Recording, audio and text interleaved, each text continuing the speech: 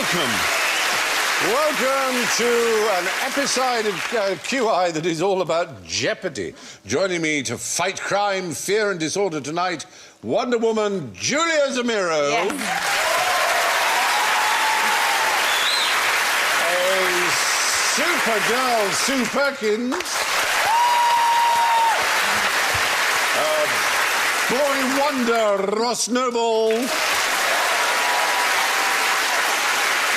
And our own Danger Mouse, Alan Davis.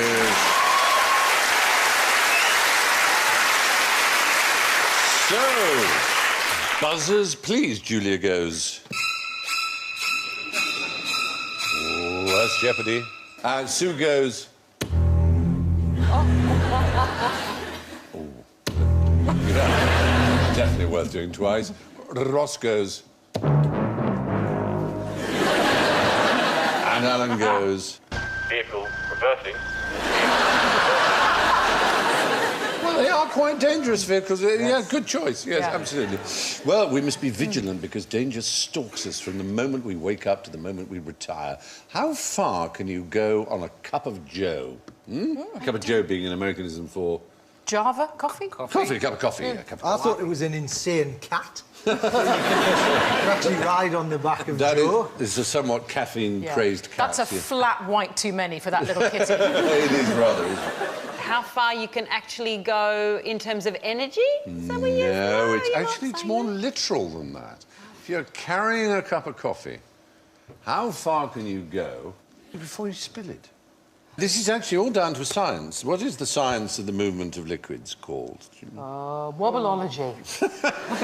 Fluid dynamics. Yes. Fluid dynamics is a, Yes. is a whole Fluid science. dynamics. It's a whole science and the most important one, and much has been discovered as a result of fluid dynamics. It is a very useful and fruitful area of discovery. But one of the things they've discovered is that the average human stepping pace happens to cause an oscillation, which means that between 7 and 10 steps, you are going to spill the coffee. You will set up a series of wave movements.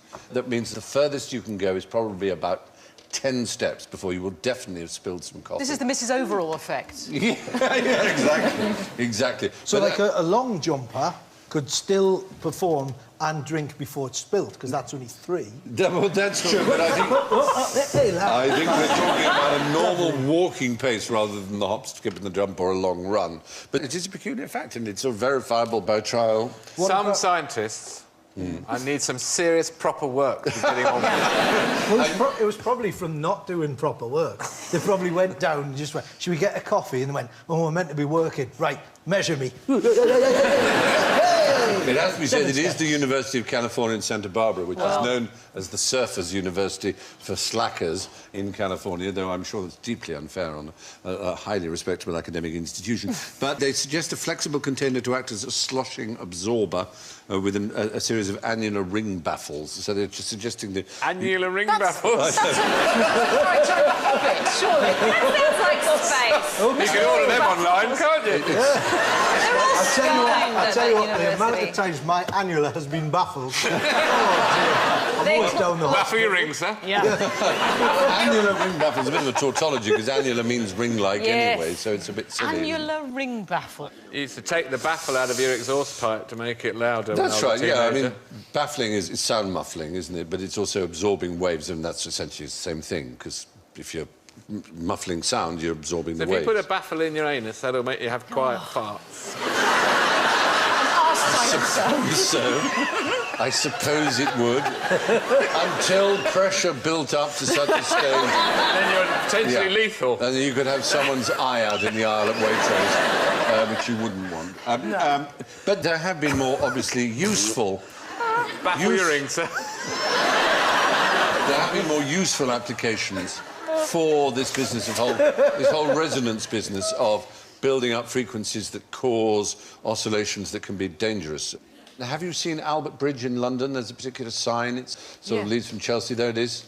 It's a famous sign. It's a rather beautiful, one of London's most beautiful bridges. All troops must break step when marching over this bridge. Why would that be? Something to do with an oscillation. Yeah, exactly. So if you're stop the marching in movement. rhythm, chunk, chunk, chunk, chunk, So you might set up a resonance that would cause the bridge to collapse. So the marching creates an oscillation, which creates an unstable structure, which means the bridge can act like one of those sort of pirate ship rides on a you know, when the local fair comes. Yeah, absolutely. And that's why Michael Flatley can never get north of the Thames. For a reason. Yeah, He's furious. He's always wanted to go to Madame Tussauds. Right now, he's at the Elephant and Castle going, I can't believe it. I want to go and see the Queen. I just can't get over there. It's a bleeding nightmare, so it is. Shocking state of affairs. Yeah, his and crazy in fact, legs. those leather pants But talking as of well. crossing the Thames, there's another bridge other than the Albert Bridge where that problem Millennium arose, Bridge. the Millennium Bridge between St Paul's and Tate Modern, the wibbly-wobbly bridge as it was known, closed to 2 years, and it cost £5 million to put right But I think that the was... fact that it was twisting in the wind. That was mainly because Russell Watson was making videos on it. Every time you see any Russell Watson video, it's him by the Thames looking out into the distance. There's nothing wrong with that bridge. It was him but there's- singing. You got Flatley at one end, you got Watson up the other. It's a nightmare. Yeah, good. Well, I think we've... Now, what's smaller than the moon and keeps moving the sea around? Is it a seal on caffeine? No. Is it one of our other moons? No, it's not a moon of any kind. It's not a celestial body. It's a marine creature. Like a big whale. Big thing, yes. Oh. This better be the blue whale. It so is not the blue whale. Is it an animal that lives in the sea that moves the sea with its mass? Is it a Well, colony yes, thing, like ultimately, with its combined mass, Is it not its plankton? individual Is it- mass. Oh! Yeah. Many, many, many fish, like a school of... forming a school of... Fish. No, it actually accounts for 40% of the biomass of the ocean. Algae. No, it's amazingly not. Cola tins, but it's not a fish. We call it a fish, but it isn't a fish. Jellyfish. No, jellyfish is the right Genius answer. right here. It's quite extraordinary. Now, it used to be believed that a jellyfish propelled itself by squirting water out of the back, as it were, by jet propulsion. But it's been discovered by the scientists at Caltech that it's actually slightly more complex. And what these jellyfish do is they essentially cause an enormous amount of the water at the top, which is oxygen-rich, to go down to the bottom, and a lot of the water at the bottom, which is full of nutrients, to go to the top. And they keep the circulation of the water extremely healthy. And they might contribute to 1 trillion watts of energy, which is easily as much as wind or tidal pull. And they also mix the cold with the deep warm water at the surface. I've got one I put in the bath, so I don't have to do that. Yeah, that would do. My God. Up your end, get back up your end, I don't want stinging. So they're like the mixer tap of the ocean. They mix the tap of the ocean. It's a very good way of putting it. But they can be malign as well. It so happened in 1982 that a ship had in its bilge water a particular one called the Neopsis ledii, which is a comb jelly from North America. And they arrived and had no local predator. In less than a decade, the population had reached a biomass of 1 billion tonnes in the Black Sea, which is where they were. And 1 billion tonnes is 10 times the weight of all the fish we catch every year around the world. And it destroyed everything. Fortunately, then, another carnivorous jellyfish arrived, and it only eats the Neopsis, and so it ate them all, and once it had eaten them all, the balance was restored and the fish returned. Just one of these things turned up. A few in the bilge water. It's on his holidays. No, enough to breed. But Here's the my thing. God, did they breed. Isn't that extraordinary? There's just little jellyfish that look so kind of light and nothingness, are 40% of the biomass of the ocean. I think that's quite interesting. How many jellyfish are there here? In that picture? Yeah. What is it? One with a very flamboyant hat on. Sorry, where are the words with a flamboyant hat on? It was the one that was enough, but it is a flamboyant hat. The flamboyant hat gives it its name. If you've ever seen a Portuguese conquistador, they wore hats like that. They didn't have many in Croydon. They didn't know, but Is it a man o' war? a Portuguese man of war is what it is, but nice. it's not. I'll give you a clue that it's not a jellyfish, and it isn't even a single creature. Portuguese man of war is not one animal. It's a colony of animals that operate together as one. Like the Borg. Incredibly. Yes, we are Borg. Exactly. We are Borg. We are jellyfish. Why isn't it called the Men of War, then? I know it should be, because originally people didn't understand that, and so they called it the Portuguese Man of War because it looked like a Portuguese helmet on the top. The inflatable bladder along the top is one creature which provides buoyancy and works as a sail. The tentacles are separate and carry the coiled, spring-loaded harpoons, which have the most incredible speed. They explode in 700 billionths of a second, which is the fastest known animal mechanism on Earth, and very painful. And there are other creatures that make part of this colony, gastrozooids, which digest the food, and gonozoids, which are the gonads, the sexual reproduction part of it. So they're separate, so you've got... They're actually separate creatures. The stomach floats along, and then you've got the gonads behind. Yep. So the stomach's looking for its bollocks, essentially, in the middle of the... It's called a siphonophore, that kind of a creature. And because they drift passively, they collect in vast herds of thousands or so. And that's why the appearance of one is enough to clear an Australian beach, as you probably know. You've seen, because one tends to mean there are going to be lots. And the sting is very painful. 10,000 Australians a year, on average, receive a Portuguese man-of-war sting. Not pleasant. Toughens you up, though. No, exactly. I mean, that's life, isn't it? One day it'll toughen you up enough to win a test match against us. Come on.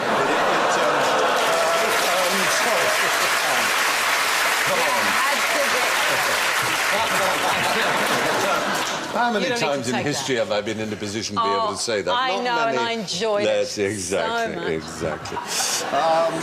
A man of war can hurt you, but not kill you.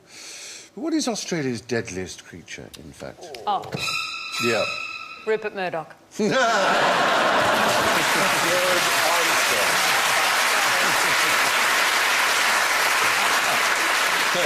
After Rupert Murdoch. So sorry about the fact he came here. Yeah, excluding a member of the human race, which I'm not sure whether that does or not, but anyway... Are we talking about deadliest in terms of, like, its actual killing ability? Causes the most fatalities every year. I would say the kangaroo. It's not the kangaroo. Is it the spiders, the funnel web, the red... It's going to be something on the road, isn't it? It's the box jellyfish. No, it's not. That is a nasty creature. Is it people? Is it rabbits? Is it rabbits running in front of utes or some sort of... You're certainly right that most of the deaths caused by animals in Australia are caused on the road, but the animal that is most responsible... Crocodile? Is it man? The most deadly of all?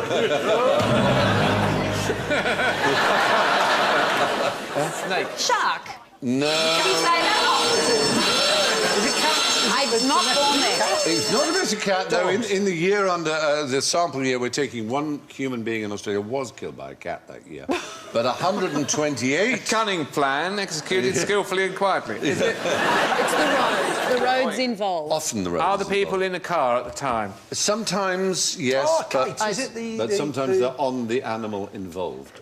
They're on the horses. That's a horse, yes. Yeah. A horse. More people are killed by horses than... It's a very angry horse there. That one needs a dental hygiene appointment ASAP. It seriously does. Oh. Yeah, because they fall off and break their neck, or indeed they cause car crashes and so on. And horses kill 3 times more than the ones you've mentioned. Is it because people just maybe haven't ridden... They don't ride horses often, and then all of a sudden they decide... Oh, I did this once as a kid, and they got on a horse, and then actually... I mean, they're incredible animals. They're very powerful. You just can't think... Incredibly powerful and incredibly stupid and incredibly nervous. They shy, they rear, they're frightened by...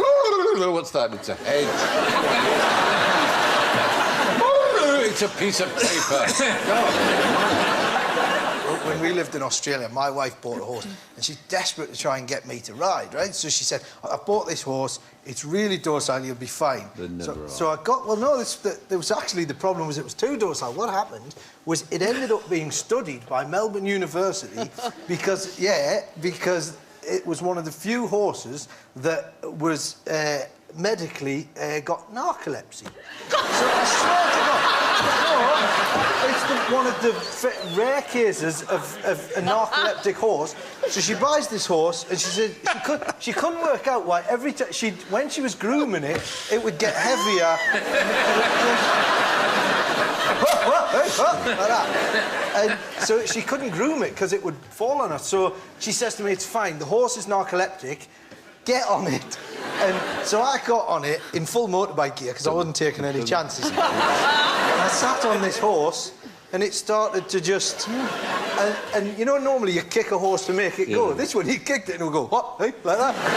To make it up. And I had a friend, and he never came to visit us, unfortunately, but I got a friend over here who's got narcolepsy himself, and that would have been the funniest thing. Because he would have been on the back of the horse, and then, like, if they got it intact, obviously it would be a bit rubbish if he was awake and the horse went, and he's like, well, and then the horse got... That just...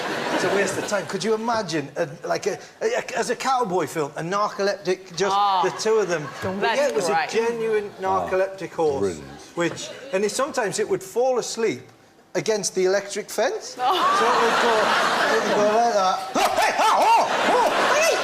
It's like Jack Douglas from the Carry On. Oh, well, that's my kind of horse, frankly. Yeah. But it is the horse, anyway, that turns out to be the deadliest animal. Followed by the cow, 20 deaths from cow. Those are mostly on the road again. And then dog, 12 deaths from dogs. Sharks killed 11 in this particular period we're looking at. Though last year was a very bad year for shark deaths, particularly in Western Australia, I know in Perth. 8 by snakes, which is amazing because Australia has something like 80 or 90% of all the deadly snakes on Earth. Crocodiles, alligators, only 4. Spiders, only 3. And 1 person killed by a cat. Oh, what a cat. Yes. But, did you see that woman that she had her bum bitten off by a shark? Ow. And they did a... You know how they do face transplants? They did a bum. They did a bum. They didn't put a face on her... You're looking at that to Anne Widdecombe.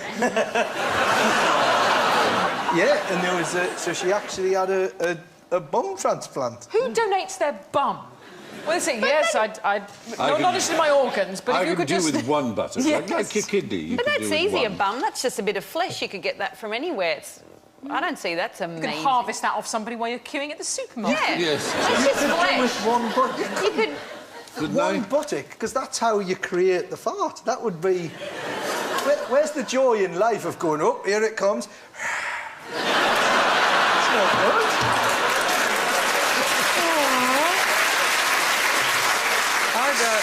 I'm not sure that... measure our felicity by flatulence, it has to be I'm not sure that it's the wobble, it's the vibrating of the buttocks that makes the noise. You want to get it baffled. Yeah. Yeah. Yeah, indeed. We discovered in Series G that spiders are not deadly as such, but they are aggressive, of course, and they are certainly cannibalistic. If you put 10,000 spiders in one room, you'd eventually end up with 1 enormously fat spider. And the works of Shakespeare. Yes. Anyway, horses kill twice as many Australians as any other creature. How did you defend yourself against this beast? Boy. Oh. The hell is that? What is it, Stephen? I can't... It's a dinosaur. Yeah. It's a dinosaur called Frutadens hagarorum. It's a weird-looking dinosaur. It is a weird-looking one. It's a quite friendly-looking one in a strange sort of way. Well, if you ignore the massive, great spear it's got for a tail. Yeah, that is pretty big. It's got a lovely fringe. It's actually it's actually feathered. Oh, feathered fringe. And it has front fangs upwards, very unusual. Front fangs and a feathered fringe? Front fangs and a feathered fringe. Are you Ronnie Barker? The surprising thing about it, I suppose, is that we have this view of dinosaurs, which is largely to do with their size. The way to deal with that would be just to squash it with your foot, because it's tiny. Oh. It's basically about 4 inches tall. It's the smallest dinosaur we know about. Tiny, whiny little dinosaur. Yeah, absolutely, 4 inches, that's it. So was it a herbivore or an omnivore? Oh. Paris Hilton would have that in a flash. Yeah, exactly. It's about the size of a chihuahua, a tiny chihuahua. It ate plants and worms, and some people think frogs, possibly. It lived in the late Jurassic period, 150 million years ago, dodging between the legs of all the Allosauruses and Brachiosauruses. It's called Frutadens because the first fossilised remains of one were found in Fruita, which you may remember is a town in Colorado, which gave the world Mike the Headless Chicken, who was a hero of a QI episode some years ago. Yeah, it's a bit of a coincidence. He lived for years. So it's probably a scavenger. It was the dinosaur equivalent of a rat, probably. 4 inches. That thing's 4 inches. 4 inches, yeah. Amazing, isn't it? Ornithischia is the name of its family. Bird-hipped, that means. And its closest living relative is a bird. As you probably know, a lot of people think that all dinosaurs were ancestors of birds. And it's certainly true that recent experiments have been able to trigger the ancient dinosaur genes. And they've managed to produce chicken embryo that grew curved dinosaur fangs by triggering dormant genes that are not usually triggered in the birth of a chicken. I bet Colonel Sanders is shitting himself. Yeah, exactly. And then they grew one with a small tail. Not a feathery tail, but a real tail. And paleontologist Jack Horner, who wrote a book called How to Build a Dinosaur, predicts the imminent arrival of the world's first chickenosaurus. Basically a chicken with fangs, tails and arms. You're talking crazy stuff. I know it is crazy stuff, isn't it? It would have scared the living daylights out of the They'll still make the KFC Fangosaurus burger. You know them. Yeah, they will. But no dinosaur animals was bigger than what? What is the biggest living creature that has ever existed on the planet? The T-Rex? Or that giant... No, I said no dinosaur was ever bigger than the biggest living... Oh, I see. Whale. Sorry. The blue whale was your chance to be right with the blue whale, Alan. The blue whale is bigger than any dinosaur. I know. Bummeroony. I'm so sorry. But there still are very small reptiles. In fact, I've been to Madagascar and had one. It's called a Brooksia chameleon, a little pygmy chameleon. And I have one right on my finger. You can see that. Isn't that? They are absolutely... They are perfect... Was it tasty? Chameleons. No. If you eat a chameleon... It's just the most beautiful thing. Went for a night walk in the woods of Madagascar and came across it. Obviously incredibly easy to miss. And they sit there quite happily on their finger, and they are exactly perfect chameleons. Their eyes do the same thing of swivelling in all directions. Right, so if you're threatened by a frutadens dinosaur, the best thing is probably to squish it with your foot. How did blind King John of Bohemia find his way around the battlefield? Like that. Well, By saying, where are we? He must have had helpers. Somebody must have helped him. Well, they did, in there was a particular way. He became king of Bohemia and Poland as a teenager, and he loved war. And that was his undoing, because he developed ophthalmia and became blind, but that didn't stop him from wanting to fight. And he joined up with Philip IV of France and made the big mistake of taking on Britain. No, you don't do that. Oh, no. We get the dusty old cane out of the cupboard and we give Johnny Frenchman a damn good slapping. So this is 100 Years' War? This was indeed, and it was 1346. 30,000 troops of Philip, including blind John of Bohemia, died at the battle, and 200 English died. Oh. That is embarrassing. That is a bit embarrassing, That's a whitewash. It is a bit of a whitewash. But many people regard that battle as the end of chivalry, because we cheated by using longbows and cannon. You see? And the French were used to hand-to-hand combat, and they just couldn't We did a cope. lot of that. Didn't play fair. I spit in your face. Yeah. Let's have a little wine before we begin. Yeah. You know, just a little... We had a technological advantage. I think after 20,000, the other 10,000 think, do you know what, I'm going to jack this in. Well, actually, John of Bohemia's son, Charles, did run away very sensibly and had a very successful life. He became a highly creditable Holy Roman Emperor and presided over a golden age of Bohemia. Who goes in and cleans up this mess? Oh, there's a lot of scavenging, I'm afraid, of the dead bodies. It's a pretty nasty business, those battles. But, importantly, John did fight. What he would do is he would, as it were, he would have a rider to the left of him and a rider to the right of him, and he would be lashed to them, and they pointed him in the right direction, and he would just wheeled away with his... The two of them surely would just ride well away from him. Saying, you've got him, sir, you've got him. Here's another one. Well done, sir. And just bash swords together. Unfortunately... Amazing savages. The whistle of arrows. Oh, that was a close one. Oh, I'm hit, sir, I'm hit. That's what you and I would do, but unfortunately they were too stupid and they did indeed dart into the fray. Is this what they wore? One's got one of those perfume bottles and a pineapple in his head. Yes, that does look most The other one's peculiar. wearing one of those things that you squeeze an orange with. Oh, yes, got- that's right, it is. A lemon juicer kind of thing. Did he ask for that costume, or was it because he was blind? Stick a pineapple on his head, that'll be a laugh. Hey. You'll never know. How did they choose who would flank I guess he just gave orders. You will go one side of me and you will go the other. In fact, that'd be a great idea for blind people nowadays with the white stick. You know, there's some people that don't get out the way and don't pay them respect. I say we get rid of the white stick, give them a sword. Down the street. Very good. People in wheelchairs, the old Boadicea things out the side. Yeah. You know, or a lightsaber. Exactly. Now we're talking. Can you get those? Are they real then? Like, oh, yeah. Oh, are they? They're real. They are So. absolutely real. Exactly. Yeah. If you strike me down now, I will become more powerful than ever.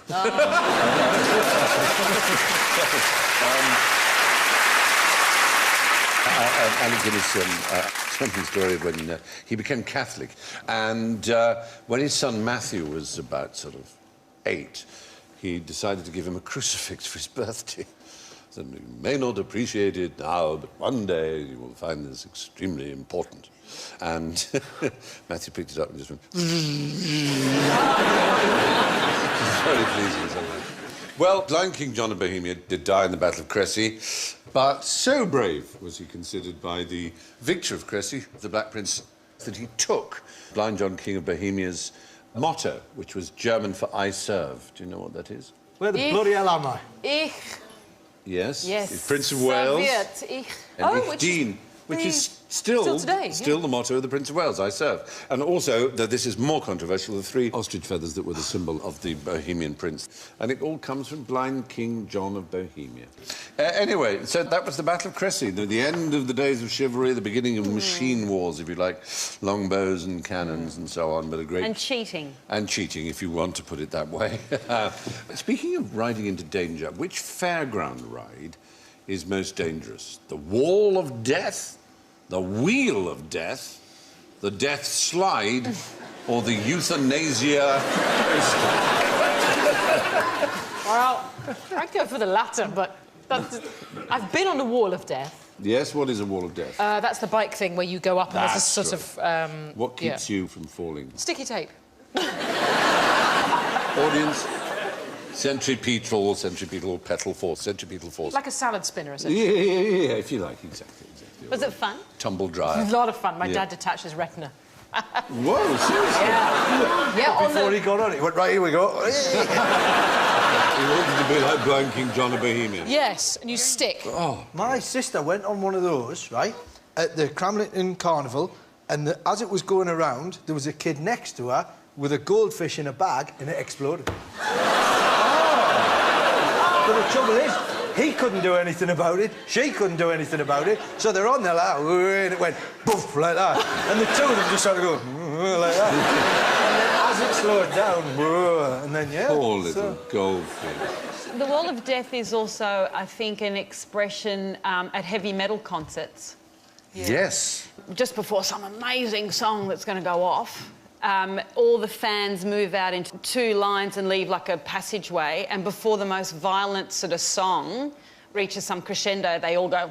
That's absolutely right. It's a kind of moshing wall, exactly, in which they fight. And there has been a death at one of those, in fact. Well done for knowing that. Definite points there. The Wall of Death it was first seen in Coney Island in 1915.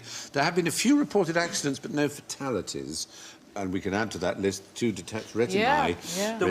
There was one that a guy had a bear on, wasn't there? Have you seen that? With a car on a Wall of Death, and there's a bear in the car. Bear. Just putting it out there. Not nice. The Wheel of Death is slightly harder to describe. It's a kind of circus apparatus, a beam attached to a tower. The tower rotates about its centre, and then either end there's a hoop. Yeah, that's right. Yeah. And the acrobat stands inside, and they're rotating inside something that's also rotating. So it's a kind of double rotation thing. With no cables, no safety cables. No, it was invented in 1933 as the Space Wheel, and there were fatalities. And then it was brought back in the 1970s as the Wheel of Death. And ironically, since then, there have been no deaths. Safe, yeah. It's been safer. There's the globe. Have you seen the Globe of Death? Oh, no, what's Well, that? it's like a mesh ball like that, and you have one motorbike goes round like this, and the other one goes like that. Oh, my God, the timing has to be so good. Has to, The Death Slide is really better known as a zip wire. But you are absolutely right that, in theory, the most deadly of them all is the Euthanasia coaster. It's a project of an art student in London called Julie Jonas Urbanus. He's a Lithuanian PhD student. It exists as a 1 in 500 scale model, and you can see there. The idea is the ride would last 3 minutes, a 2-minute ascent to the very, very top. It's 1,600 foot. Oh, God. So very, very high. You then have a minute's 223 miles per hour plunge down into those rolls like that, during which you're pulling 10 Gs of centrifugal force in that case, and that would kill the rider through what's called cerebral hypoxia, in other words, deprivation of oxygen to the brain. Have Chessington World of Adventure bought it? No, they haven't. He believes his design offers a humane and meaningful death. I don't know quite why it's meaningful. Die like a screaming clown. That'd be amazing, because you could actually build a chapel at the end. Yes. Family could just sit there and... Absolutely. And then the best thing of all is after the funeral, you get a picture of your loved one.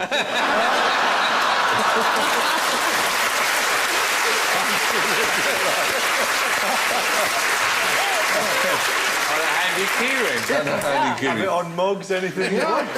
Well, he believes the descent offers the chance for reflection, and the riders can still pull out once they've reached the top. If not, death is painless, quick, and apparently euphoric. So how they know, I don't know. There's one in Auckland, one of those ball things that you sit in, and you know, they have the bungee straps and they fire you up. Oh, the top, my goodness. But they make you wear, like, one of those surgical mask things. And I said, why are they wearing the surgical mask? And apparently, because it's right next to an office building, people are trying to work, and you hear, ah! It was putting them off. You know, it's going, ah! So some blokes go, well, I predicted sales over the next... on the windows. Oh, my God. I went to Alton Towers one time, and they have this ride where you just go along, and then you get to the edge of a vertical drop, and then it goes like that, and everyone goes, ah! And then it just drops you straight down a hole in the ground. Oh, good God. And if you sit in the cafe next to it, you can see it out the window. So while you're having your sandwiches, just about every 60 seconds, just all day long. Why do people... Disturbing place to work. I'm always fascinated why it really people is frightening ride love as well. that feel. I mean, I know it's... I mean, roller coasters, when I was a kid, it was like, oh, and that was it. But now they're so extreme. Oh. Yeah. I don't get the kind of exhilaration of it. I bungee jumped, and that was so exciting. I immediately had to do it again. I just absolutely loved it, yeah. What about the guy who made his own bungee jump? You heard about him? That was stupid. I think he won a Darwin Award. Yeah. Oh, he made his own bungee jump with a rope. So just hung himself? Well, no, it took his foot off. Oh! His foot came off. Well, that's just terrific. That's what the Darwin Awards are all about. Yeah, it certainly is. So, what's the biggest dead body in the world? Vehicle reversing. Blue whale.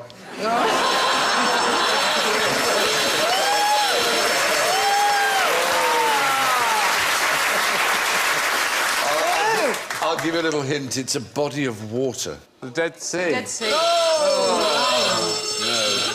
The Black Sea, because of the jellyfish. Yes, well, not because of the jellyfish. The jellyfish certainly didn't help, but the Black Sea, only the very top has any living things going in. 90% of it is absolutely dead.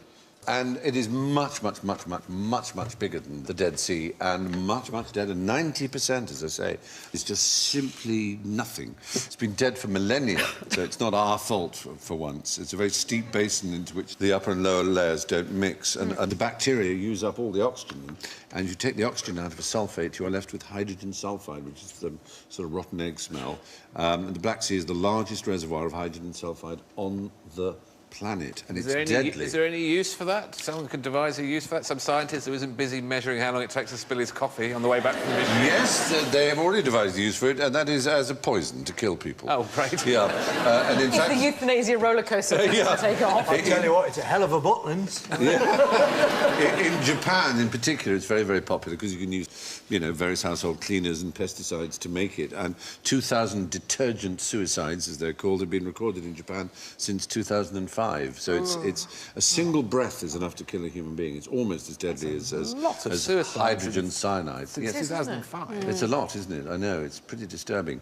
One of the dangers is that after the first sniff, it doesn't smell of anything. It kills the olfactory system. And so 80% of people who turn up at the scene of a detergent suicide are themselves poisoned by the gas remaining because they can't smell it. So it's really most unfortunate. So there's not much cheerful about that, No, I have to say. I'm sorry about that. Quite. So we can cheer ourselves up. What isn't a blue whale, but floats around in the sea and weighs as much as a blue whale? Is it an elephant on holiday? Elephant doesn't weigh as much as a blue whale. No, it's really... A ship? No. Submarine. No, it's something that the blue whale consumes. Massive lilo. Plankton? The blue whale can consume its own weight in... Plankton. Well, actually in water. It dives all the way down and then dives up again with its mouth open, and it swells and swells and swells, and it literally can take on 90 tons of water. Quite a staggering sum. Gotta love a blue whale. Yeah. That's right. You do love a blue whale. That's my thirsty mother. They are marvellous. They can actually take in something the size of a blue whale. Not to swallow, as you know, because, as we've discussed previously, grapefruit's the biggest thing they can actually get down their gullet. But they get this gigantic amount of water inside them. Really amazing. Then they go really, really deep, and no one's been able to go deep enough to find out what they do until very recently. Just gossiping. Just gossiping, that's right. Having quizzes in which people say, is the answer Alan Davis? Yes, well, it is indeed. The water in a blue whale's mouth weighs as much as a blue whale does.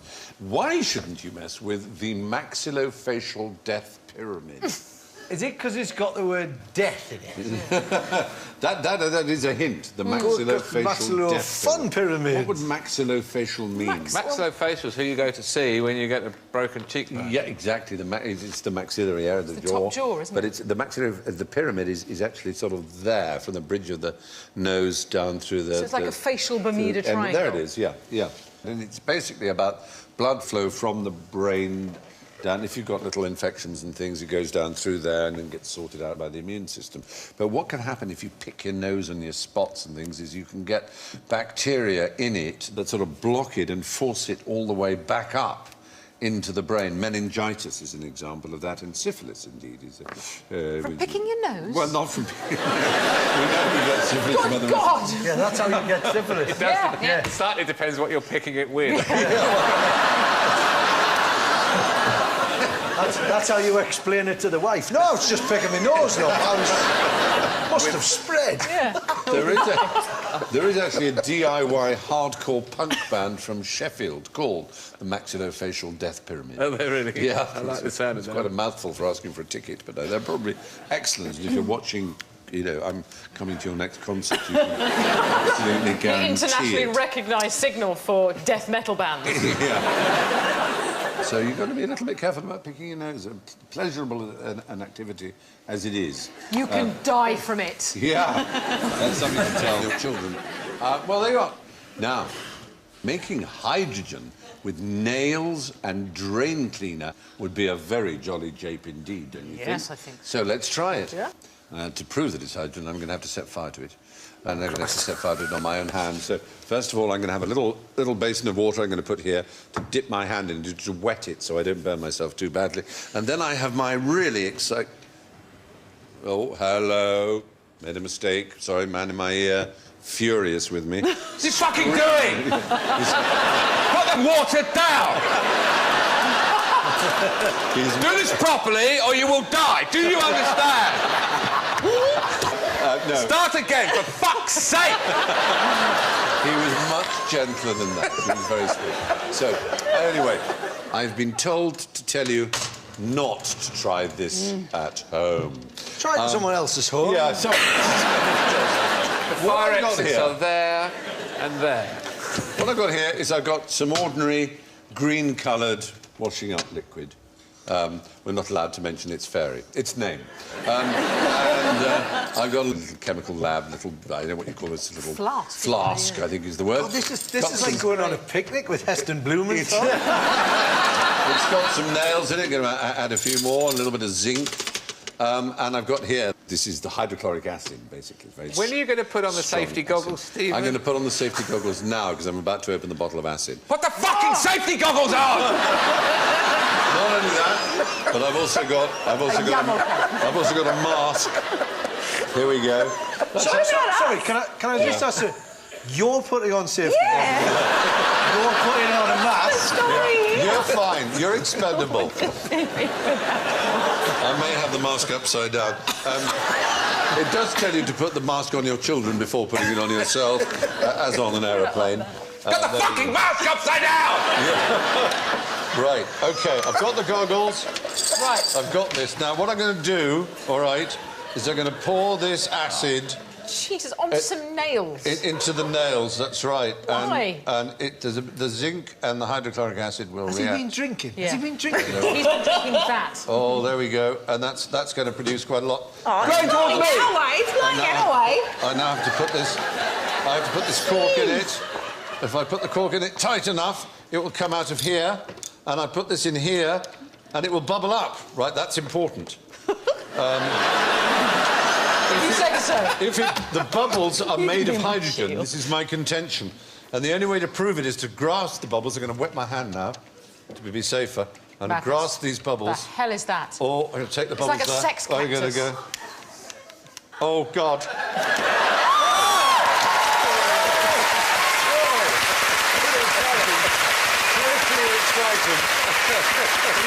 Oh, yeah. Let's get even more bubbles. That is great. Stephen's goggles are so steamed up, he's completely blind. Even more bubbles. He's blind as blind King Here John we of go. Bohemia.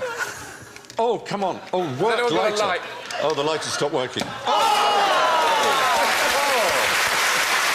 Let's try it again. One more. Put your hand again, you. Oh, Get the come on. habit. Bloody lighter. Expelliarmus. Oh.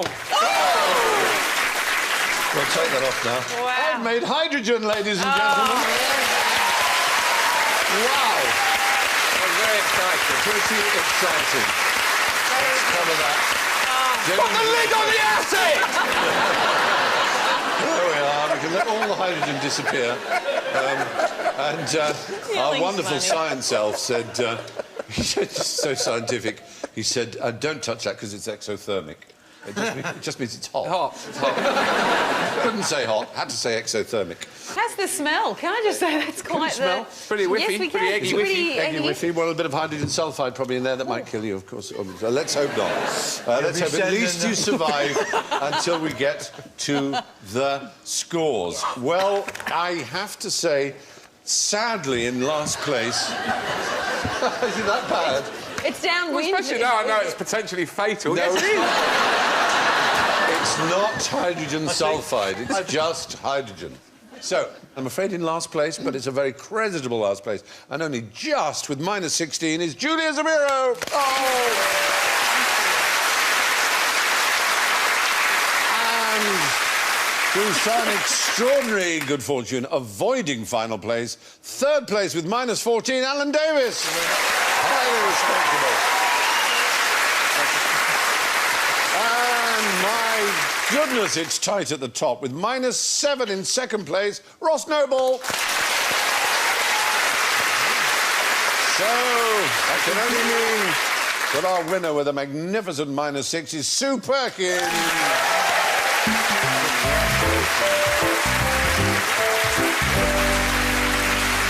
So it's good night from Sue, Ross, Julia, Alan and me. Now, you come back soon now, you hear? Do that thing and be lovely to each other. Good night.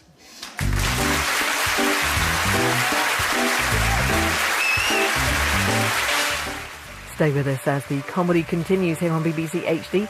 In just a moment, we head up to Ward K2 for Getting On.